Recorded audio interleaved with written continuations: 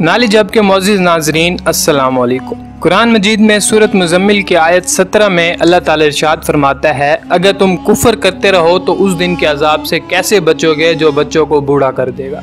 दोस्तों, अभी पिछले माह की बात है कि जब इंडिया के एक गांव में ऐसे बच्चे की पैदाइश हुई जो अभी 3 माह का ही हुआ था कि उसके चेहरे पर झुर्रियां ज़ाहिर होने लगी और उसकी जिल्द भी ढलकने लगी। हर आने वाले दिन के साथ ये नन्हा बच्चा तेजी के साथ बुढ़ापे की जानिब बढ़ने लगा। ना सिर्फ ये कि अपने चेहरे और जिल्द से ये एक मुअम्मर शख्स नजर आने लगा, बल्कि बूढ़े अफराद की तरह उसके अज़ा कमजोर पड़ने लगे और जोड़ों में भी दर्द रहने लगा। 4 साल की उम्र को पहुंचने तक वो बिल्कुल किसी 120 साल बूढ़े की तरह नजर आने लगा।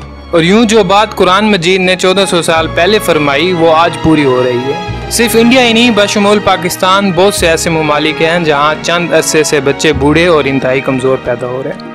उसके अलावा क़यामत की दूसरी बड़ी निशानी जो पूरी हो रही है वो ये है कि हज़रत अबू हुरैरा रज़ियल्लाहु अन्हु से रवायत है कि रसूलुल्लाह सल्लल्लाहु अलैहि वसल्लम ने फरमाया, क़यामत कायम ना होगी यहाँ तक कि मुसलमान यहूदियों से जंग करें और मुसलमान उनको कत्ल कर दें। यहूदी पत्थर या दरख्त के पीछे छुपेंगे तो पत्थर या दरख्त कहेगा कि ए मुसलमान, ए अब्दुल्ला यानी ए अल्लाह के बंदे, ये यहूदी मेरे पीछे है, आओ और इसे कत्ल कर दो, सिवाय दरख्त गरगद के, क्योंकि वो यहूद के दरख्तों में से।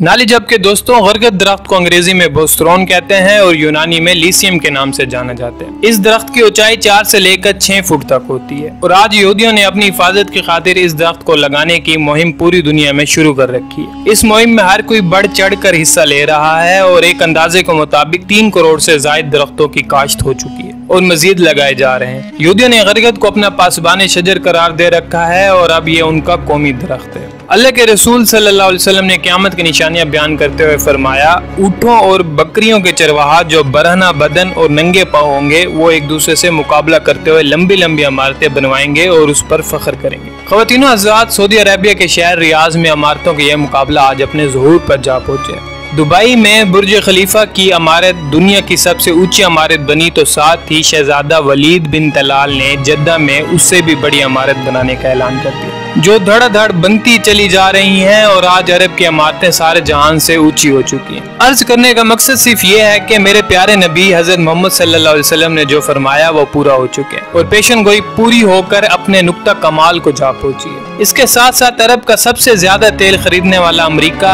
ने सद्दाम को खत्म करके तेल की दौलत से सराब मुल्क इराक के कुओं पर कब्जा जमा लिया और इन कुओं से लाखों बैरल मुफ्त वसूल कर रहा है। आज तेल की गिरती हुई मांग ने तेल की कीमतों को निचली सतह पर पहुंचा दिया, जिससे अरब ममालिक का सुनहरा दौर खात्मे के करीब है। दोस्तों, सवाल ये पैदा होता है कि इस सवाल के बाद क्या होगा। अल्लाह के रसूल सल्लल्लाहु अलैहि वसल्लम के एक हदीस है कि क़यामत से पहले सरज़मीन अरब दोबारा सरसब्ज हो जाएगी। नाज़रीन कराम, सऊदी अरेबिया और अमारात में बारिशें शुरू हो चुकी हैं, मक्का और जद्दा में सैलाब आ चुके हैं। अरब की सरजमीन जिसे पहले ही जदीद टेक्नोलॉजी के इस्तेमाल से सरसब्ज बनाने की कोशिशें की जा रही हैं, वो कुदरती मौसम की वजह से भी सरसब्ज बनने जा रही है। सऊदी अरेबिया गंदम में पहले ही खुद कफील हो चुका है और अब वहाँ खुश्क पहाड़ों पर बारिशों की वजह से सब्जा उगना शुरू हो चुके हैं। पहाड़ सरसब्ज होना शुरू हो चुके हैं। बारिशों की वजह से आखिरकार हुकूमतों को डैम बनाने होंगे जिससे पानी की नहरें निकाली जाएंगी, जिससे हरियाली होगी, सब्जा मजीद होगा, फसलें लहलहाएंगी। यूं ये पेशन गोई भी अपने तकमीली मराइल से गुजरने जा रही है और जो हमारे प्यारे नबी सल्लल्लाहु अलैहि वसल्लम ने फरमाया उसे हम अपनी आंखों से देखते चले जा रहे हैं। रसूलुल्लाह सल्लल्लाहु अलैहि वसल्लम ने फरमाया, क़यामत उस वक्त तक कायम नहीं होगी जब तक मेरी उम्मत के कबाइल मुशरिकीन से न मिल जाए और जब तक मेरी उम्मत के कबाइल बुतों की पूजा न करें। नाली जब के मोअज़्ज़िज़ दोस्तों, इसकी बहुत बड़ी मिसाल आज से कुछ अर्सा पहले हमने देखी होगी कि दुबई में एक मंदिर खोला गया और दुबई के बड़े बड़े शेख इसमें नजर आ रहे हैं और बड़ी शान के साथ इसमें हिस्सा ले रहे हैं। रसूलुल्लाह सल्लल्लाहु अलैहि वसल्लम ने फरमाया कि शाम में अगर सलामती नहीं होगी तो कहीं सलामती नहीं होगी। आप ये देख लें कि बर्मा, शाम, फलस्तीन, कश्मीर, भारत और वो कौन कौन सी जगह है जहाँ मुसलमानों का कत्लेआम नहीं हो रहा। रसूलुल्लाह सल्लल्लाहु अलैहि वसल्लम जब मेराज की रात अल्लाह से हम कलाम हुए तो अल्लाह से अर्ज की कि मेरी उम्मत के पास कितना वक्त है। अल्लाह ताला ने फरमाया कि 1 दिन।